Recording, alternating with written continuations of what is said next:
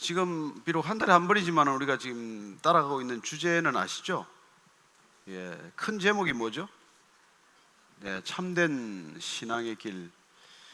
이 신앙의 길이 사실 어려운 길이 아닌데 어렵게 만들어 놨어요. 우리 잘 아는 얘기 중에 진해 얘기가 있잖아요. 진해 다리가 몇 개인지 아세요?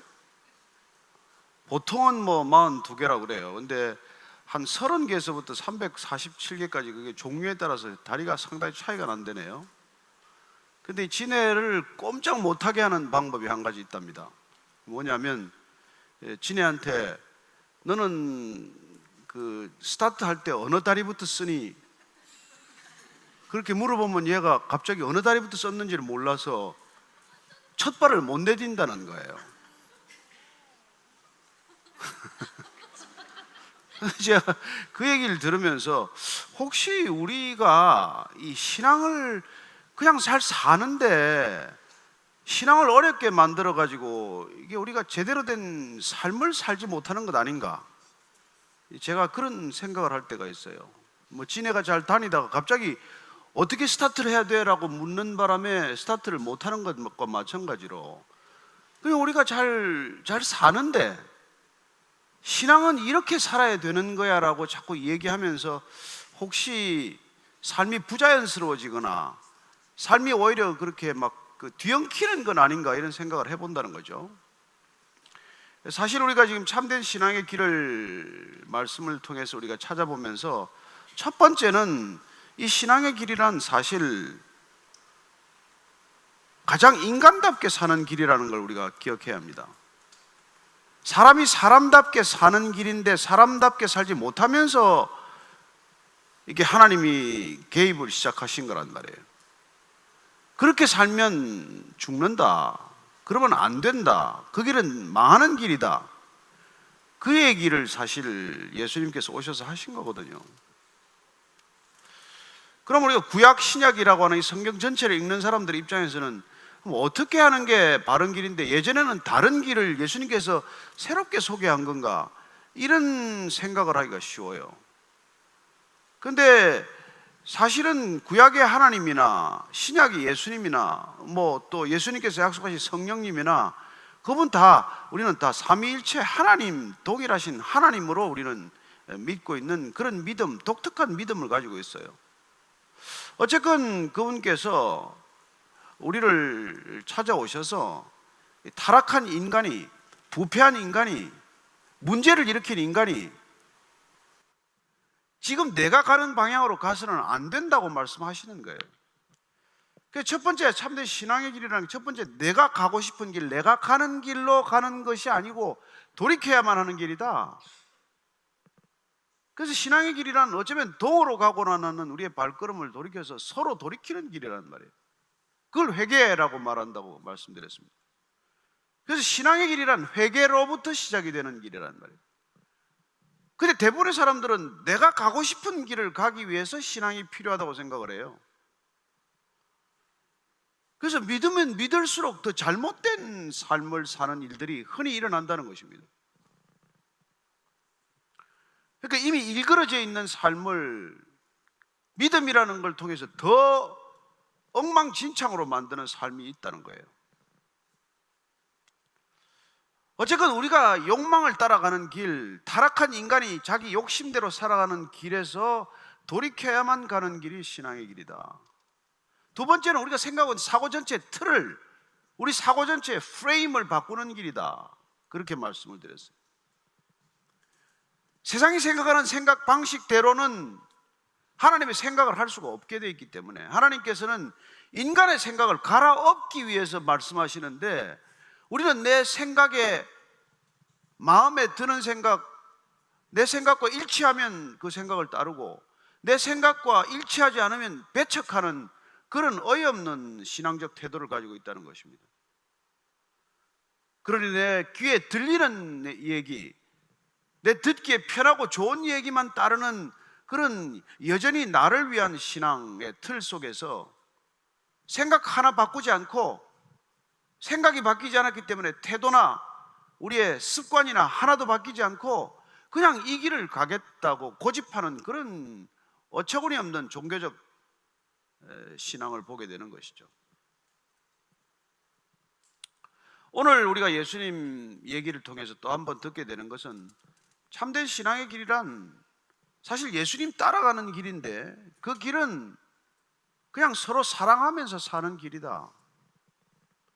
이 세상에는 부지런히 살긴 하는데 사랑하지 않아요.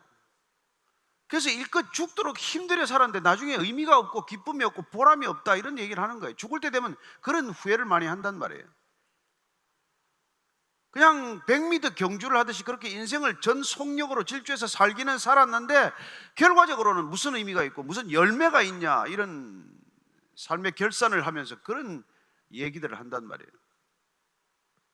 그래서 예수님께서 나를 따르려거든 이 세상의 말을 듣기 전에 내 말을 먼저 들어야 된다, 그런 얘기를 하신 것이고, 그리고 사람들이 이렇게 열심히는 살지만은 의미 없는 삶을 살지 않기 위해서는 너희들이 서로 사랑하면서 살아라, 그런 얘기를 하는 거란 말이에요. 그래서 오늘 요한복음 13장 34절 35절 말씀을 통해서 예수님께서 우리에게 요구하는 신앙의 길, 진정한 믿음의 길이란 어떤 길인지를 한번 확인하고 말씀을 계속 나누도록 하겠습니다. 요한복음 13장 34절 35절 말씀 같이 한 목소리 읽겠습니다. 시작. 새 계명을 너희에게 주노니 서로 사랑하라. 내가 너희를 사랑한 것 같이 너희도 서로 사랑하라. 너희가 서로 사랑하면 이로써 모든 사람이 너희가 내 제자인 줄 알리라. 예수님께서는 지금 내가 너희를 사랑한 것 같이 사랑하라고 말씀하십니다. 우리 기분 내키는 대로 사랑하라는 게 아니에요. 예수님께서 우리를 사랑하신 것처럼 사랑하라고 말씀하십니다. 그분은 우리를 어떻게 사랑하셨을까요?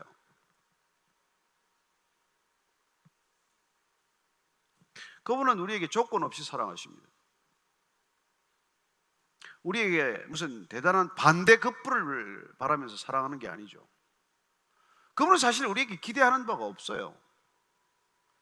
여러분, 이게 사람들을 혼란스럽게 만든다는 것입니다. 우린 교회 돈을 가지고 가야 될 것 같아.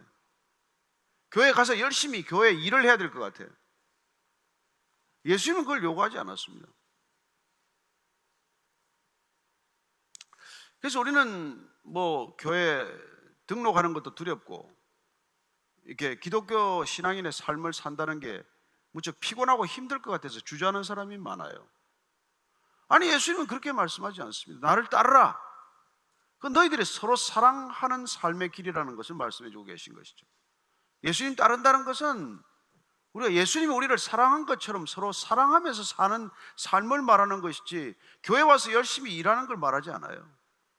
사랑하기 때문에 일할 수 있죠. 사랑하는 아내를 위해서, 사랑하는 남편을 위해서 가사에 열심을 기울일 수 있지만은 열심히 일하기 위해서 사랑하고 열심히 일하기 위해서 결혼한 사람이 있습니까? 잘못하면 파탄을 맞게 되겠죠. 그래서 예수님이 우리를 사랑하시는 그 사랑을 우리가 알기 위해서 여러분들은 그 복음서라는 성경책을 읽어봐야 돼요. 그분은 어떻게 사랑하셨나, 그러면은 어떻게 우리를 사랑하셨는지를 우리가 한번 봐야 되지 않겠어요? 그렇습니다. 그분은 우리에게 하나님이 누군지를 가르쳐 주셨어요. 하나님은 너의 아버지다. 그분을 아빠라고 불러라. 그분을 아빠로 의지해라. 그렇다면 그 아빠라고 하는 하나님은 구약시대 때 우리에게 뭘 요구했을까요? 그분은 우리에게 십계명이라는 걸 주셨어요. 십계명. 나 이외에 다른 신을 두지 말아라. 우상을 만들지 말아라. 내 이름을 함부로 입에 올리지 말아라. 그리고 안식일을 지키라.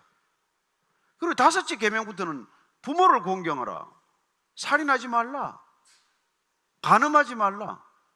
도적질하지 말라. 거짓말하지 말라. 이웃의 것을 탐하거나 욕심내지 말아라. 여러분, 이게 우리가 공동체를 이루고 사는 삶의 기본 틀이라는 것입니다. 복잡하지 않아요. 10계명, 10계명인데 그거 다 외울 수 있는 거 아니에요. 근데 그게 계명이 많아졌는데 나중에 계명이 왜 그렇게 많아졌는 거 하니까 이걸 세부적으로 연구하는 사람들이 이렇게 조항을 늘려놓은 거예요. 그 나중에 예수님이 다시 이걸 압축해요. 그건 말이야 하나님 사랑과 이웃 사랑이야. 이웃 사랑. 그 성경 전체는 사랑하며 사는 거라고. 근데 보십시오. 사랑하는 삶의 양식으로 준 이 십계명의 내용을 한번 보자는 것입니다. 우리가 서로 사랑하며 살기 위해서는 부모를 먼저 사랑하라는 거예요. 부모를 먼저 공경하라고 말합니다. 그리고 사랑하는 삶의 구체적인 삶의 양식, 드러나는 삶의 모습들이 남을 죽이지 않는 거란 말이에요. 네? 남을 간음하지 않고 도적질하지 않고 거짓말하지 않고 속이지 않고 남의 것 욕심내지 않고, 그게 남을 사랑하는 거예요. 내 것 다 털어주는 게 아니라, 그런 건 나중에 성숙하면 할 수도 있고 안 할 수도 있지만, 우선 남한테 거짓말하지 말고 정직하게 살고 남의 것 훔치지 말고. 그래서 이걸 갖다가 여러분 출애굽기하고 소위 이 신명기에 예수님께서는 그 구약에 이 기록된 말씀을 그냥 하나님 사랑하고 이웃 사랑하라는 말로 정리를 해주신 것이죠. 자, 신앙이란 뭐라고요? 사랑하며 사는 길이에요. 저도 사랑하는데요, 예수님이 우리를 사랑한 것 같이 사랑하라고 말합니다. 예수님의 사랑이나 하나님의 사랑은 동일해요. 구약에서는 그걸 한 단어로 정리합니다. 하나님이 우리를 사랑하는 그 사랑의 표현을 헤세드라는 단어를 써요. 헤세드. 근데 그걸 번역을 하면은 뭐 자비, 인자, 인애, 네? 그런 표현이에요. 그 다음에 신약으로 오면 그걸 아가페라고 표현해요. 아가페. 그냥 우리끼리 하는 에로스 같은 사랑이 아니라, 에로스는 사랑할 만해야 사랑하는 거예요.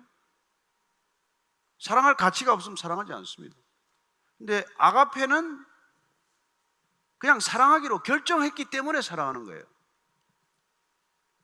그래서 이 사람이 어떤 태도를 보이건, 서로 나를 배신하건 나를 팔아버리건 나는 사랑하기로 결정하는 거란 말이에요. 이렇게 사랑하는 거 사는 거라고 말합니다.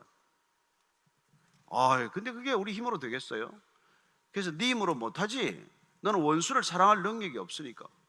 나를 배신하고 나를 속이면 우리는 상처를 깊이 받고 더 이상 사랑할 수 없게 되는데, 내가 상처를 입고도 그 사람을 사랑하는 방법이 하나 있어요.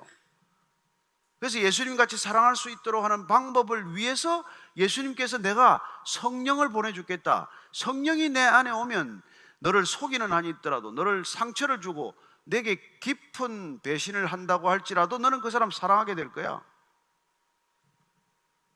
그래서 우리가 성령 충만이다, 성령을 받는다, 성령 세례를 받았다, 이건 사랑할 수 없는 걸 사랑하기 위한 능력이지 우리 소원을 풀어주는 능력이 아니라는 것입니다. 뭐 아프기 때문에 병이 낫기 위해서 나을 수도 있죠. 하나님을 너무 사랑했더니 병을 잊어버려서 병이 나을 수도 있어요. 이웃을 너무 사랑하다가 내 병을 잊어버려서 병이 나을 수도 있어요. 그러나 본질은 나를 사랑하는 것이 아니라 내 이웃을 내 몸과 같이 사랑하라고 하는 이 한마디에 담겼다는 거예요.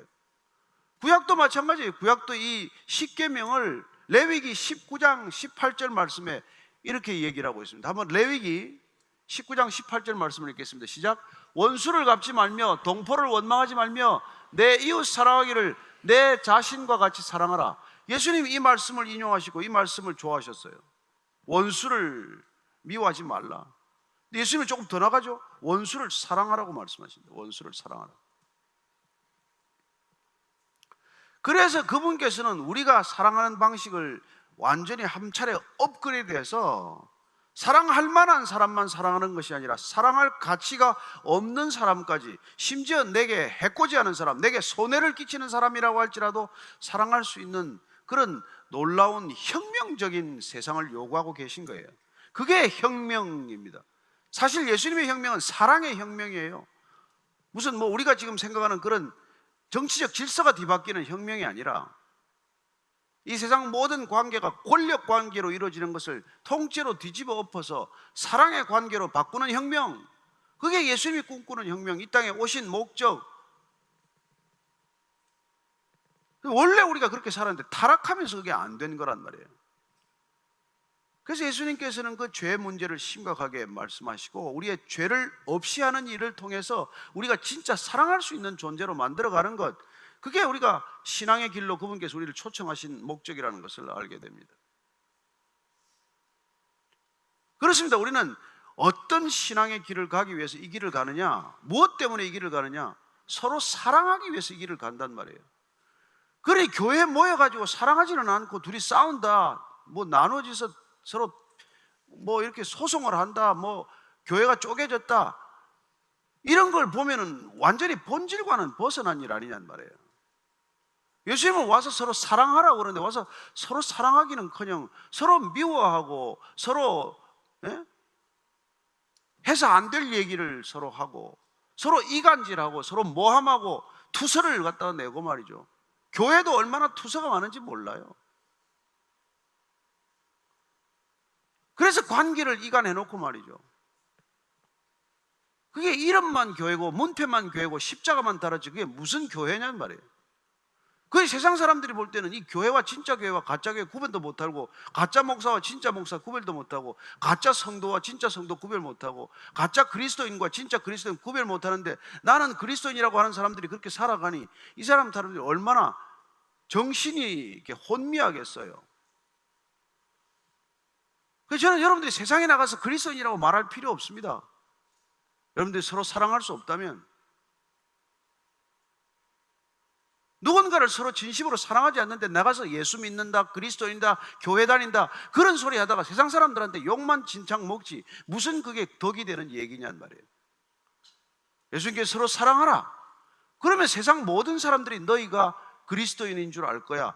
너희들이 서로 사랑하기만 하면 세상 사람들이 저 사람들은 예수님 제자구나, 예수님을 따르는 사람들이구나, 이걸 알게 된다는데, 이건 안 하고 나는 교회 집사입니다, 나는 어느 교회 장로입니다, 권사입니다, 그런 얘기 해봐야 세상 사람들이 무슨 교회나 예수님에 대해서 관심을 갖겠어요. 그리고 그건 참된 신앙의 길도 아니라는 것을 먼저 알아야 한다는 것입니다. 예수님이 나를 따르라고 하는 이 길은 서로 사랑하며 사는 길이에요. 복잡하지 않습니다. 무슨 헌금을 많이 해야 되는 것도 아니고 사역을 많이 해야 되는 것도 아니고 무슨 직분을 따야 되는 것도 아니고 서로 사랑하면 거기에 모든 답이 다 있다는 거예요.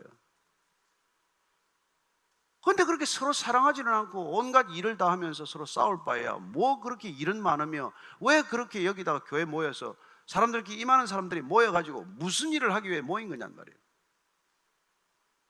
모인 목적은 하나, 예수님을 따라가는 이유도 하나, 단 한 가지, 서로 사랑하기 위해서 우리가 이렇게 관계를 맺고 살아가는데 그거 안 할 바에야 왜 모이느냐는 그런 얘기란 말이에요. 그러니 아침에 부부가 나오다가 교회 오다가 싸우고 나오고, 교회 설교 듣고 한참 웃고 뭐 미소를 짓고 가다가 또 가면서 또 싸우고, 왜 그런 짓을 하냔 말이에요. 교회 식당에 만나가지고 뇌물을 주고받고 말이죠. 무슨 일을 하고 있는 거예요 이게 도대체? 저는 그래서 예수님께서 답답하니까 우리가 잘 아는 대로 선한 사마리아인의 비유가 그래서 나오는 거란 말이에요. 도대체 누가 정말 신앙의 길을 걷는 사람이냐? 참된 이웃을 사랑하는 사람은 누구냐? 레위인도 지나가고 제사장도 지나가고 뭐 다 그냥 지나가 버리고 피투성이로 쓰러져 죽어가는 사람은 교회 안 다니는 사람, 너희들이 볼 때는 불신자라고 말하는 그 사람이 그 강도만 잔 피를 흘리고 죽어가는 사람을 이렇게 싸매가지고 여관에 갖다 눕히고 여관비 내고 치료하다가 돈 모자라면 내가 사업 마치고 돌아올 때, 장사 마치고 돌아올 때 또 돈 좀 더 내길 테니까 이 사람 좀 잘 봐주시오. 그 사람이 이웃을 진짜 사랑하는 사람이고 이 사람이 진짜 믿음을 가진 사람 아니겠냐고 하는 것이죠. 누가복음 7장에 보면 또 이게 선한 이 백부장 얘기가 나와요. 집에 종이 병들었는데 그 종을 위해서 이 사람이 안절부절해.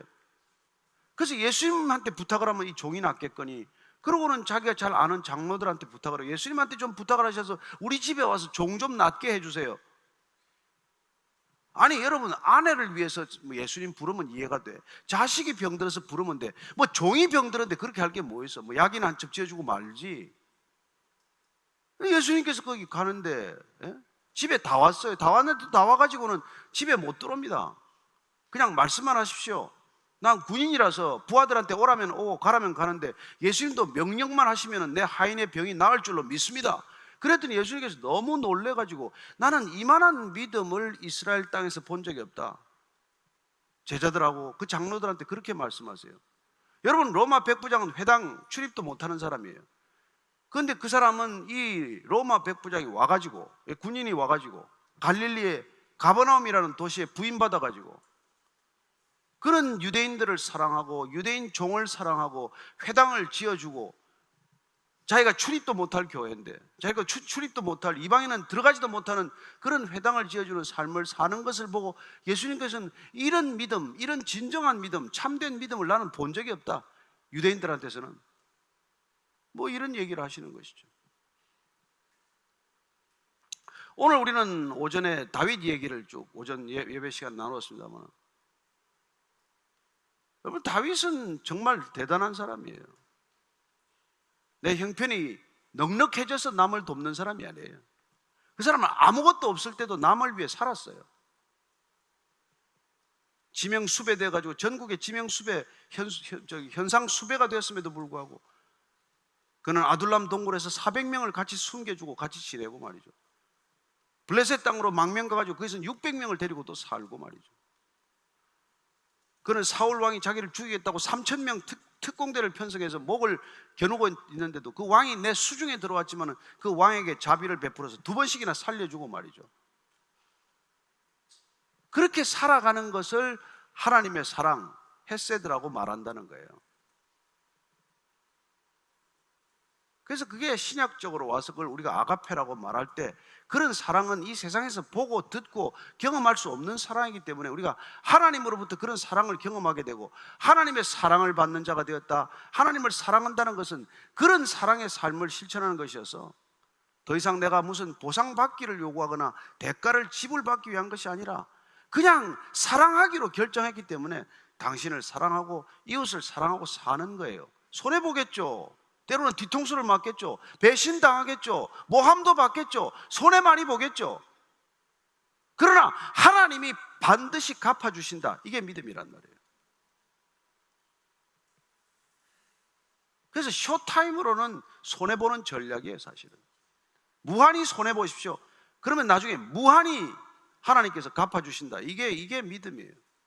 약간 치사합니까? 아니에요. 그래야 세상이 회복된다고 말씀하십니다.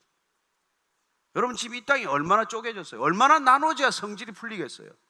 얼마나 더 싸워야 직성이 풀리겠습니까? 어디까지 또 싸우겠어요? 더 많은 주장을 한다고 세상이 바뀝니까? 더 많은 정의가 실천되면 바뀌겠어요? 권력이 또 바뀌면 더 나아질 것 같습니까? 정치인들이 바뀌면 달라질까요?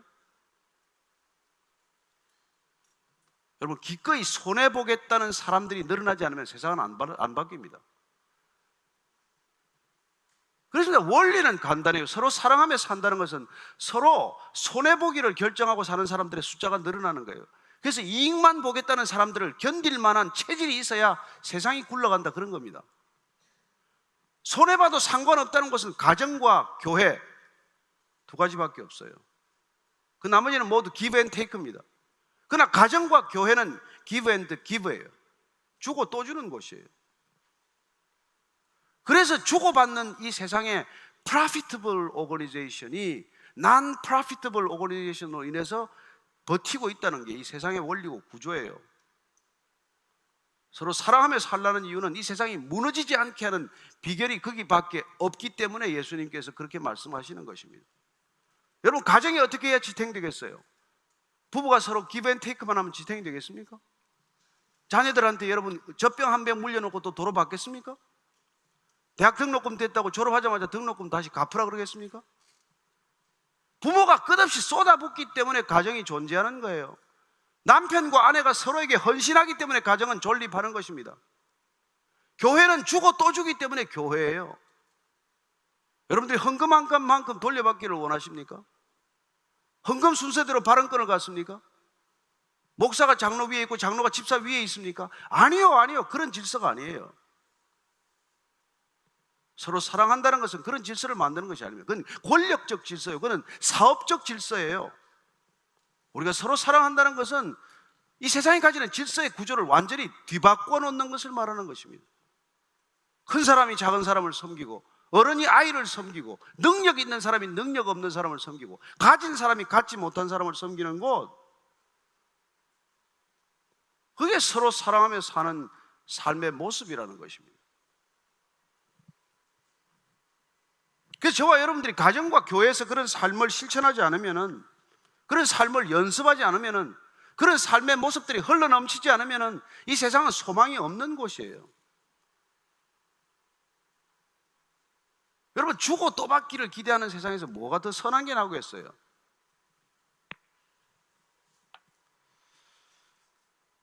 제가 아무리 이렇게 얘기한다고 해서 쉽게 세상은 안 바뀌겠지만, 예수님께서 그래서 원수를 사랑하라고까지 말씀하시는 그 의도가 뭐냔 말이에요. 원수까지 사랑해야 여러분 분노의 악순환이 끊어질 거 아니에요. 원수를 사랑하지 않고 분노의 악순환을 끝내는 방법이 어디 있어요? 이에는 이로, 눈에는 누로, 원수는 원수로 갚기 시작해서 원수를 갚는 그 원수 갚기의 악순환이 계속되는 동안 무슨 평화가 있고 무슨 진정한 샬롬이 있겠어요? 그래서 예수님께서 이 말씀을 한마디로 서머라이즈한 게 이게 마태복음 7장 12절 말씀이에요. 서로 사랑하며 사는 것을 구체적으로 우리 삶 속에서 어떻게 실천하라는 말씀입니까? 이게 7장 12절이에요. 한번 같이 읽어보실까요? 시작. 그러므로 무엇이든지 남에게 대접을 받고자 하는 대로 너희도 남을 대접하라. 이것이 율법이요 선지자니라. 하나님 사랑하고 이웃 사랑하는 것, 그 많은 계명을 서머라이즈를 한다면 하나님 사랑과 이웃 사랑, 그리고 서로 사랑하며 사는 것인데, 서로 사랑하며 산다는 게 뭐냔 말이에요. 대접받고 싶은 대로 남을 대접하는 거란 말이에요. 어떤 대접을 받고 싶습니까? 좋은 대접 받고 싶잖아요. 사람들한테 좋은 대접 받고 싶지 않습니까? 그러면 남을 먼저 그렇게 대접하라는 말이죠. 대접해도 그 사람이 나를 그렇게 대접 안 하는데요. 그러나 그 사람이 나를 대접하건 안 하건 먼저 대접을 하고 또 대접을 하고 또 대접을 하다 보면 세상이 남을 서로 대접하는 세상으로 바뀌어 있을 것이라는 거예요. 그게 서로 사랑하며 사는 세상이에요. 서로 사랑하지 않고서는 바꿀 수 없는 게 이 세상입니다. 여러분, 돈 벌어서 이 세상을 바꿀 수 있다고 생각을 하세요? 제가 오늘 낮에 잠깐 젊은이들하고 잠깐 얘기를 했더니 다 빚더미더만, 빚더미야. 무슨 금융권에서는 젊은 사람들 직업도 없고 돈도 없고 그냥 카드를 막 내주고 그냥 빚 긁고 마이너스 통장 만드는 걸 그렇게 권장하는 사회가 어디 있어요? 그렇게 점점 무책임하게 만들어 놓고 서로 분내하게 만들고 젊은이들한테 이런 희망을 뺏어가는 게 어디 있냐고요. 저와 여러분들이 정말 돈을 사랑하지 않고 우리가 정말 하나님을 사랑하게 될 수만 있다면, 그래서 우리가 십자가로부터 흘러드는 사랑을 받을 수만 있다면, 예수님께서는 조건 없이 저 같은 아무 자격 없는 사람도 사랑하신다고 말씀해 주시고 그렇게 쏟아부어 주신 사랑을 우리가 받을 수만 있다면, 우리 같은 절름발이 같은 그런 장애인, 제대로 걷지도 설 수도 없는 장애인을 왕의 식탁에 초청해 주는 그런 감격적인 자비의 삶을 우리에게 허락하신 것을 우리가 알기만 한다면, 그러면 우리는 서로 사랑하며 사는 것이 그렇게 힘들지 않다는 것입니다. 내가 어떤 대접을 이미 받았기 때문에 내 이웃을 대접하는 게 그렇게 힘들지 않다는 것이죠. 저는 여러분들이 신앙에 대한 궁금증 때문에 이런 예배에 오셨다고 믿습니다. 내가 어떻게 살아야 제대로 사나? 여러분, 인생의 제일 비참한 것은 어디로 가야 하는지도 모르면서 빨리 가는 거 아니에요? 인생의 비참한 것은 잘 사는 게 뭔지 모르면서 잘 살겠다고 발버둥 치는 거 아니에요? 뭐가 잘 사는 건데? 어떻게 살아야 잘 사는 건데? 여러분, 성경은 돈 벌고 무슨 높은 자리에 올라가고 이름 내는 게 잘 산다고 말하지 않아요. 그건 그냥 돈이 많을 뿐이에요. 그건 그 높은 자리에 올라갔을 뿐이에요. 잘 사는 거란 서로 사랑하며 사는 거라고 말씀하고 있어요.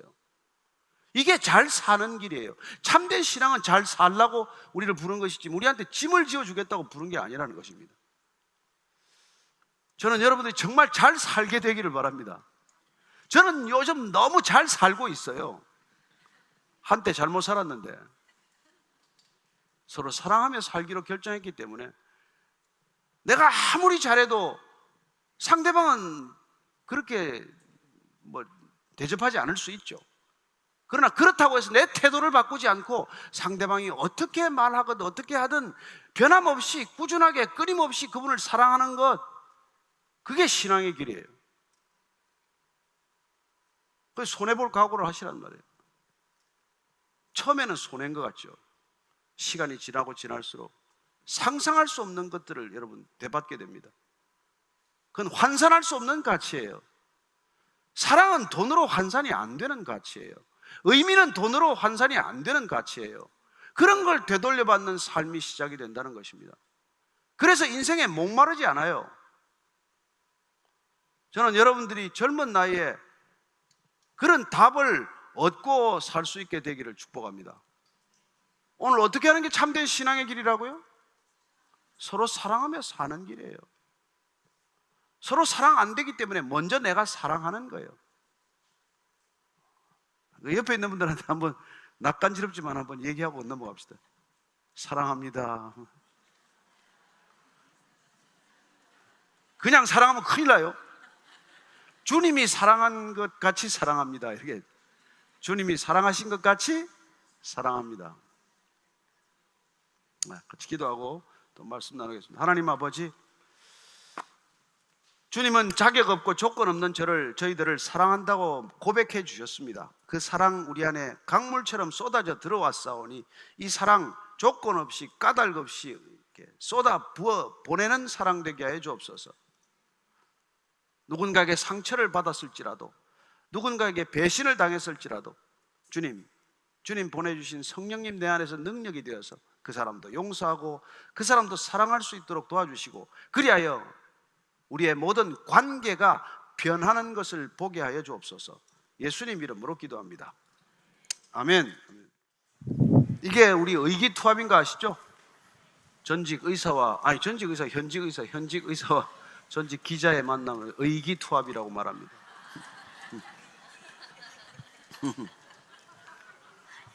예? 의기? 본인은 아니라고 말할지 모르겠죠.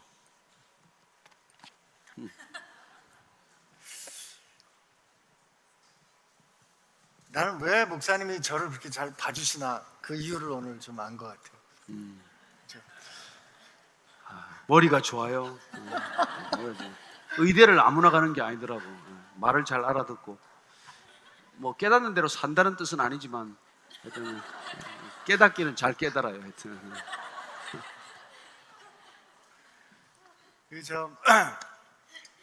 하여튼 이 말로 싸워봐야 좋은 게 하나도 없어요. 근데 워낙 그럴 수도 없는 거고, 근데 살면서 같이 겪어가면서 이 사랑을 많이 받는 거구나. 내리사랑이라 그러잖아요. 확실히 그런 것 같아요. 제가 목사님 사랑하는 것보단 항상 조금 더 사랑해 주시는 것 같아요. 조금 덜해.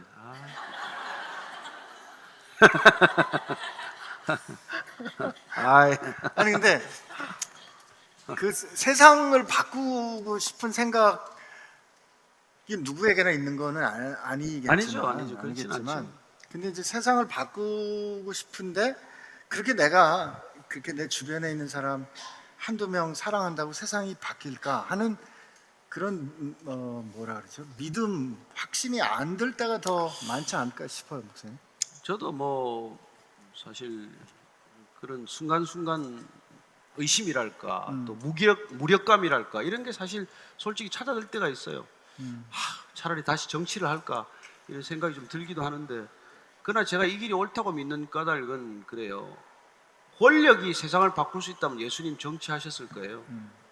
그러나 본질적인 변화는 권력에 있지 않고 사랑에 있기 때문에 그분은 사랑을 우리에게 선물하신 거예요. 사랑하기 때문에 정치하면 좋겠어요.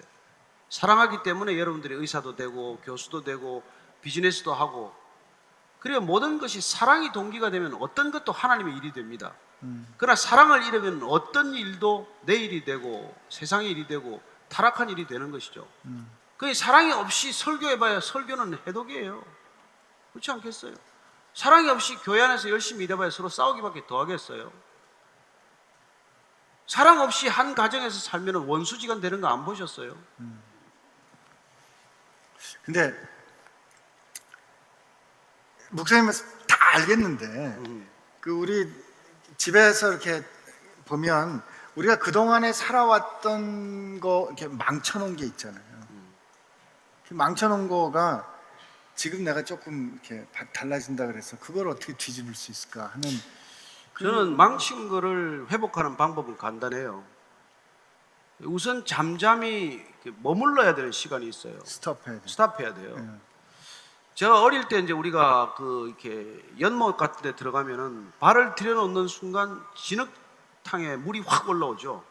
근데 이 진흙을 가라앉히기 위해서, 진흙탕 물을 가라앉히기 위해서 여러분들이 움직이기 시작하면은 더 물이 흐려져요. 그 물을 깨끗하게 하는 것은 그냥 그 자리에 가만히 머물러 있어야 되는 거예요. 예, 관계가 나빠졌을 때는 관계를 회복하겠다고 그렇게 애쓸 게 없어요. 잠잠히 내가 머물러서 우리의 관계를 관찰하고 나를 들여다보고 그 사람을 잠잠히 적이 없이 미움 없이 바라보기만 해도 관계는 회복됩니다. 근데 뭐 빨리 회복시켜 보겠다고 뭐 선물을 갖다 사다 주고 뭐 이상한 짓 해봐야 이런 거 난 필요 없어 이런 얘기 한두 번 들어보셨어요?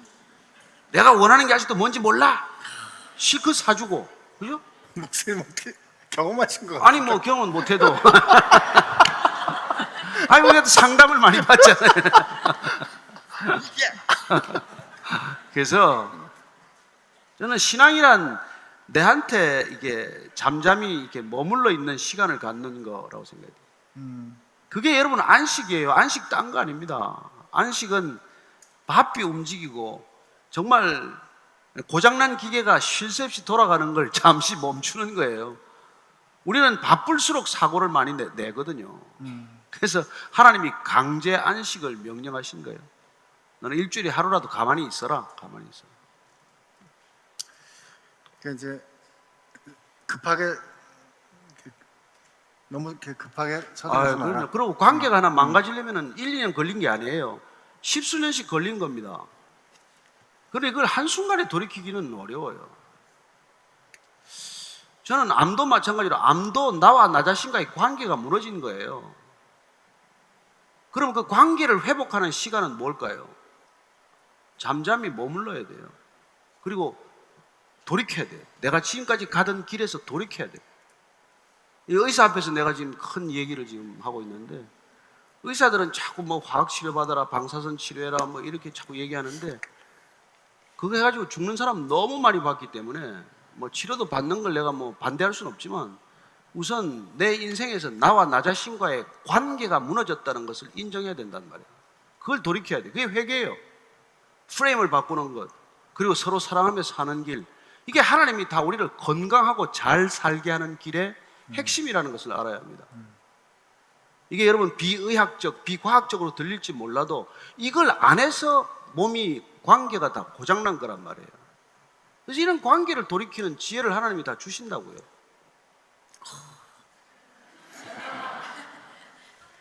바라만 봐도 그냥 좋은 거 있죠. 질문들 왜 안 하세요? 근데 특히 관계, 우리 얼그러진 관계를 회복할 때 결정적인 게 바뀌면, 작은 게 바뀐다 그래도 결정적인 게 풀리면 생각보다 그 결과가 크게 바뀔 수도 있잖아요. 네.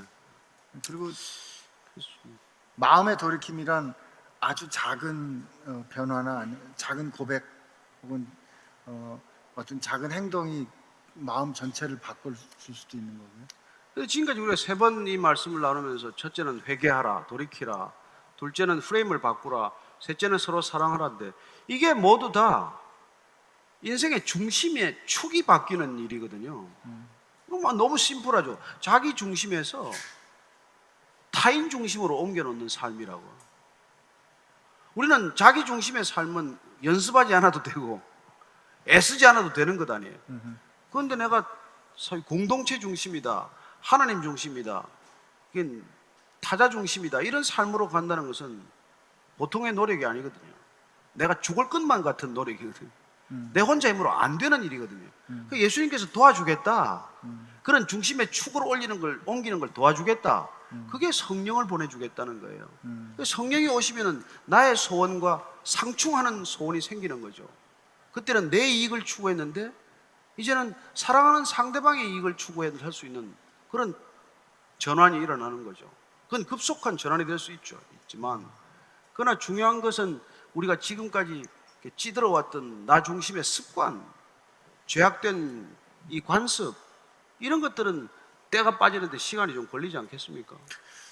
그 때가 빠지는데 시간이 걸린다는 말씀은 우리가 이렇게 성경 말씀 또 오늘 말씀을 듣고 아 그래 이제 예수님께서 말씀하신 대로 다른 사람을 중심을 놓고 살아야지 하는 결심을 했는데 또 내 중심으로 돌아가는 어떤 그런 관성을 경험할 수 있다는 뜻이죠. 늘 그래서 우리가 뭐 누가 그런 표현을 쓰대요. 우리가 뭐 성령 충만하다는 것은 죄를 완전히 안 짓는 게 아니라 죄를 지었을 때 죄가 자각되고 죄로부터 돌이키는 시간이 점점 짧아지는 삶.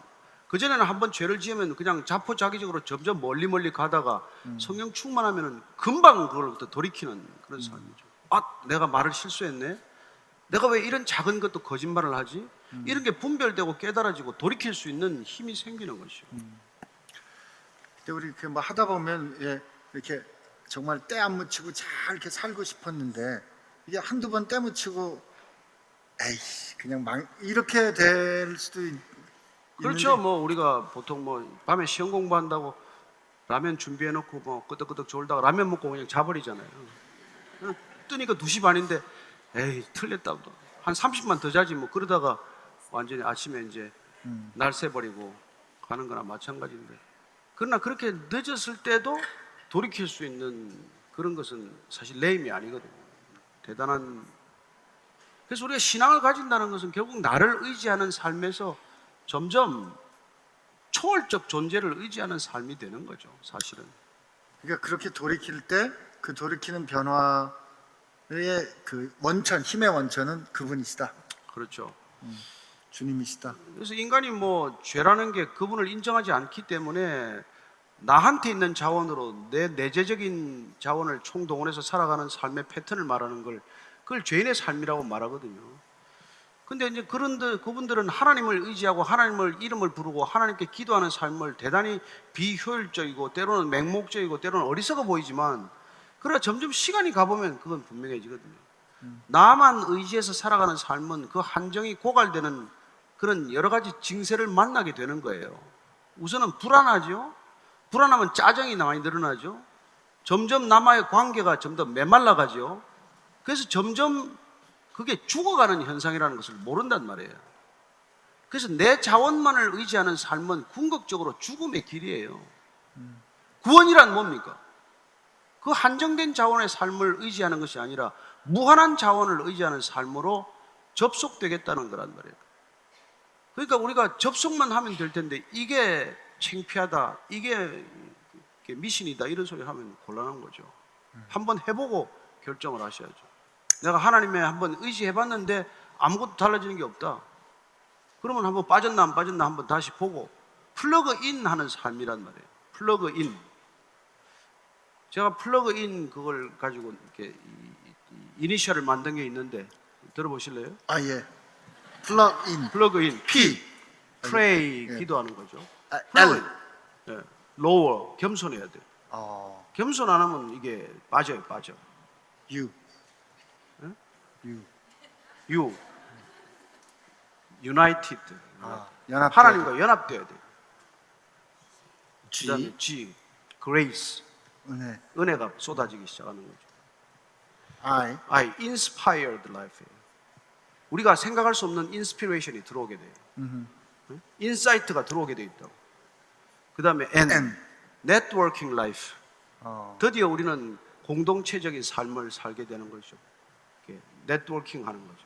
하이어레키의 삶이 아니라 네트워크의 삶이에요. 자, 잘 배웠나 한번 해볼까요? P, prayer, 기도. L, 겸손하고. U, 연합하고. G, grace, 은혜. In, inspired. N, networked.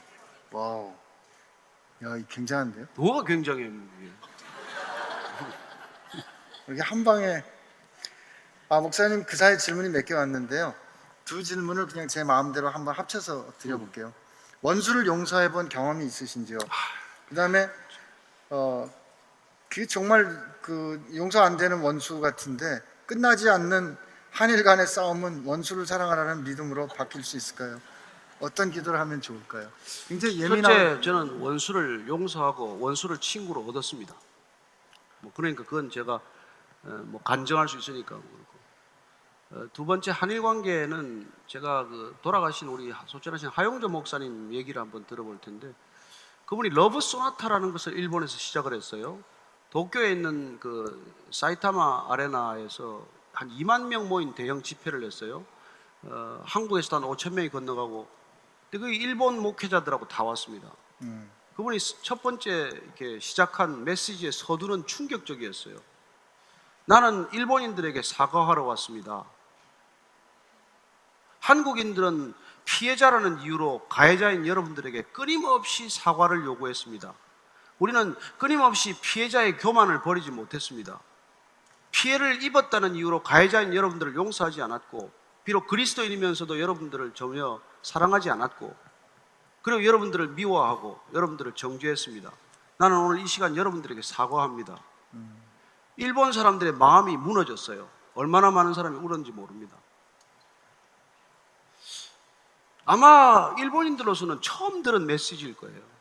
한국 사람이 와서 자기들에게 사과를 하는 것을 언제 들어보겠어요?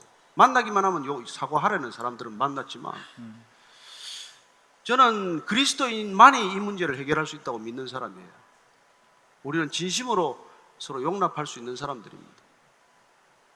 어쩌면 우리는 피해자라는 이름으로 한 목사님 말씀대로 여전히 교만한지 모르죠. 그리고 얼마나 많은 복잡한 동기가 또 있는지 모릅니다. 많은 얘기가 가능하지만 그리스도인이란 어떤 사람일까요? 용서할 수 없는 사람 용서하는 겁니다. 근데 그렇게 보면 용서를 한다는 거는 감정은 아닌 것 같아요. 결정이죠. 그럼요. 감정은 여전히 용서를 결단했음에도 불구하고 소위 말하는 쓴 뿌리나 쓴 상처는 남아 있어요. 우리는 부부지간에도 한번 크게 싸우고 나면 용서는 했지만 정말 감정의 골은 쉽게 메워지지 않아요. 물론 안 싸우는 게 낫지만, 그러나 용서하지 않으면 그 골이 더 깊어지기 때문에 우리는 용서하고 또 용서하고 또 용서함으로써 점점 그 간격이 좁혀지는 것을 경험하는 것이죠. 예, 오늘 그 사랑하는 거에 대한 말씀을 주셨기 때문에 질문도 그 질문을 좀 찾아 드릴게요. 상사가 너무 싫습니다. 같이 일을 2년 넘게 했는데 뻔해 보이는 개선 사항을 얘기해도 들어주지 않습니다. 들어주는 척 하다가 또다시 본인 마음대로 하십니다. 회사 시스템을 업그레이드 하는 건의사항을 안 들으시고 다른 업체한테 안 좋은 점만 찾고 거래처와 업체의 이간에 집중을 많이 하십니다. 그래서 좋은 직원들이 많이 나갔습니다. 교회 다니시는 분인데 그런 이중적인 모습을 볼 때면 정말 사랑하기가 힘들어집니다. 이직하는 것이 답이겠죠. 마음 같으면 이분을 정말 사랑하고 이직이라도 하고 싶은데 가능할까요? 첫째, 이분한테 말씀드리고 싶은 것은 입으로 그리스도인이라는 사람들을 절대 믿지 말라는 거예요. 그리스도인은 입으로 증명되는 것이 아니라 삶으로, 열매로만 증명되기 때문입니다. 어쩌면 가짜기 때문에 그리스도인이란 말을 더 많이 할지도 모르죠. 진짜는 주장할 필요가 없어요. 가짜는 많이 주장해야 돼. 그러니 이 사람이 뭐 나는 직장 상사가 그리스도인이라고 말하는 데 대해서는 뭐 쉽게 동의할 수도 없을 것이고, 그리고 시스템을 바꾸려고 하지 말고 본인이 이렇게 창업을 해야 돼. 아니, 그 여기는 힘든 사람 많아져요. 그러지 마세요. 아니 나는 이 시대가 여러분들 얼마나 창업하기 좋은 시대인지 몰라요. 뭐 그렇게 밑에서 그렇게 죽을 고생하고 있을 게 뭐 있어요. 이 사람 안 될 사람이다 그러면 뭐 그냥 기도해드리고 저도 한번 새로 시작해 보겠습니다. 여러분 젊은 날 실패해야지 언제 실패하겠어요? 그렇지 않아요? 젊으면 실패할 수 있는 힘이 있는 나이예요. 젊음이라는 것은 도전할 수 있는 나이고 실패해도 이렇게 메이크업 할 수 있는 여유가 있는 나이고 여러분 저처럼 70대 보세요. 언제는 실패하면 이제 어떻게 할 도리가 없는 거예요. 여러분 나이 때는 얼마든지 실수할 수 있고 얼마든지 실패할 수 있는 특권이 있는 나이예요. 그건 뭐 윗사람한테 맨날 시달리면서 여러분 윗사람이란 원래 다 밉습니다. 내 마음대로 되는 윗사람이 없기 때문이에요. 그래서 옛날에 우리 할머니가 제가 10살, 11살 때 그렇게 얘기해서 야, 변이 위에서 아래를 누르지 아래에서 위를 누르냐? 그 참 듣기가 좀 거북한 저녁 식전이라서 그렇지 않지만 변이 위에서 항상 아래를 누른답니다. 아래에서 위를 누를 생각조차 하지 말래요. 근데 살아보니까 그래 윗사람을 바꾼다는 것은 불가능합니다. 윗사람은 말을 다 듣고 안 바뀌는 사람과 안 듣고 안 바뀌는 사람이 있을 뿐이에요.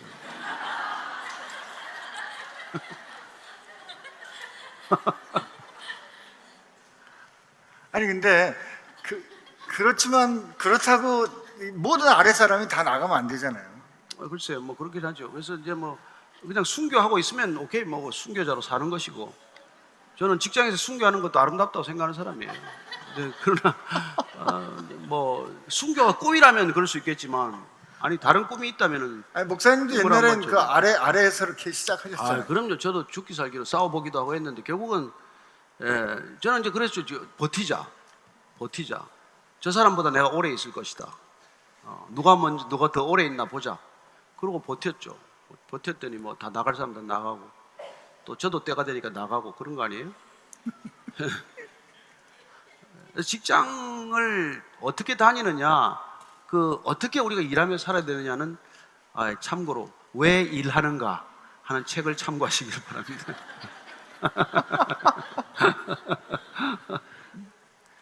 그 직장 참 쉽지 않은 것 같아요. 근데 저는 아까 목사님께서 왜 우리 관계가 힘들고 어려울 때 급하게 움직이려고 그러지 말고 가만히 한번 멈추어 보라고 그랬잖아요. 근데 예할 일에 예하고 아니요 할 일에 아니요 하고 난 다음에 힘들 때 그냥 좀 멈춰서 보는, 그러니까 그걸 이제 버티기라고 좀 말씀하셨다고 생각이 드는데, 힘들다고 그냥 툭툭 튀어나가는, 아니 제가 목사님 말씀을 맞아요, 이렇게 맞습니다. 제가 이렇게 저는 그렇게 하는 게 이게 직장을 아니라 자꾸 이제 이해할 때 직장에는 일과 관계라는 두 축이 있어요. 근데 일만 열심히 하고 관계 나쁘면 결국은 오래 못 버팁니다. 근데 관계만 좋게 하고 일을 못하면 경쟁력이기 때문에 또 오래 못 가요. 그러니까 어떤 직장이든지 일과 관계는 밸런스를 맞춰야 돼요. 그리고 또 직장과 가정도 마찬가지예요. 뭐 가정을 너무 챙긴다고 일을 안 하는 사람도 있어요. 또 일에 미쳐가지고 또 가정을 돌보지 않는 사람도 있어요. 근데 다 오래 못 가. 근데 오래 가려면 밸런스가 중요하단 말이에요. 나도 직장에서 그런 두 유형을 많이 봤어요. 어떤 사람은 죽으라고 일만 해요. 어떤 사람은 뭐 그냥 계속 뭐 이렇게 하고 뭐 저녁에 뭐 술 먹고 그냥 놀고 이래도 또 진급할 때 되면 다 진급해요. 근데 그건 자기 인생 경쟁력을 갉아먹는 일이에요. 결국은 그 모든 걸 잘하는 거죠. 사람이 뭐 한 가지만 잘하기 쉽지만 밸런스를 취하기가 어렵다는 거예요. 근데 신앙은 이 마지막에 우리가 성령의 열매가 절제인데, 셀프 컨트롤인데, 이 셀프 컨트롤은 모든 곳에 이렇게 미치는 힘의 능력이에요. 그래서 일에 있어서도 셀프 컨트롤 할 수 있고 관계에 있어서도 셀프 컨트롤 할 수 있어요. 더 막 친하고 싶지만은 여기서 딱 그칠 수도 있단 말이에요. 2차 가자 아니면 1차 여기서 끝내고, 네. 폭탄주 5잔 돌아오면 1잔으로 끝내고. 주는 대로 다 받으면 취하는데 뭐 어떻게 해요? 아니 근데 저 2차 가자 그럴 때 1차에서 끝내지 못하는 두려움은 2차를 내가 가지 않았을 때 내가 혹시 이 소사이어티에서, 이 사회에서 내가 밀려날까 하는 두려움 때문에 그런 거 아니겠어요? 근데 그때 절제할 수 있는 거는 저는 확신이고 용기라고 생각하고요.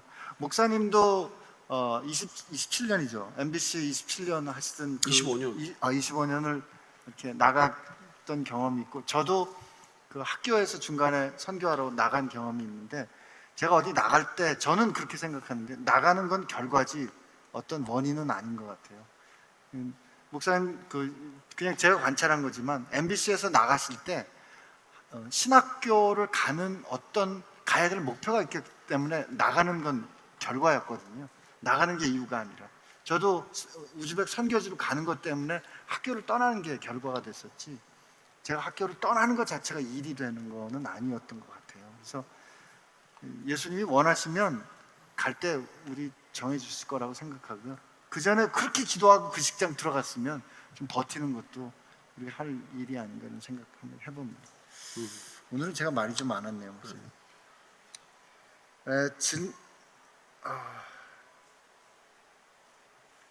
이거 질문 늘 나오는 건데, 배우자 기도는 그냥 열심히 하세요. 그래도 배우자 기도 한 말씀 해주세요. 아니, 배우자 제가 뭐 동일한 답변을 계속할 수밖에 없는데, 좋은 배우자 찾지 말고 내가 좋은 배우자 되기로 결심하면 좋은 배우자를 만날 줄로 믿습니다. 아멘. 내가 좋은 배우자 안 되고 좋은 배우자 만나봐야 오래 못 삽니다. 그렇잖아요.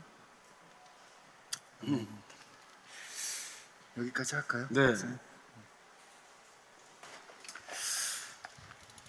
하나님 아버지 감사합니다. 저희로 하여금 이 세상을 풍성하게 살 수 있는 그 길을 하나씩 하나씩 열어주시고 가르쳐 주셔서 감사합니다. 나누면 줄어들 줄 알았는데 나누어 오히려 풍성해지는 비결, 사랑하면 내 것이 죽는 것 같았는데 오히려 내가 사는 길인 것을 가르쳐 주셨으니, 그리고 주님 삶을 통하여 우리에게 확인하여 주셨으니 우리가 그 생명의 길 따라 걷는 지혜로운 사람들 되게 하여 주옵소서. 우리의 사랑 부족한 것 주님 앞에 인정합니다. 내 사랑 할 수 없사오니 주님, 사랑이신 주님께서 우리 가운데 오셔서 주님 사랑으로 서로 사랑할 수 있도록 인도하여 주옵소서. 이제는 우리를 위하여 생명을 주신 예수님의 은혜와 우리로 그 앞에 나갈 때마다 사랑하는 아버지라고 불러 그 관계 가운데 머물 수 있도록 우리를 사랑하신 하나님 아버지의 사랑하심과, 세상에 나가서 힘들 때 손해본다 느낄 때 우리가 여전히 하나님의 모든 풍성한 복을 합당히 누릴 수 있는 하나님의 자녀인 것을 증언해 주시는 성령님의 역사하심, 이제 돌이켜 프레임을 바꾸어 사랑하는 길을 걷기로 새롭게 결심하는 지체들과 함께 하시기를 주의 이름으로 축원하옵나이다. 아멘.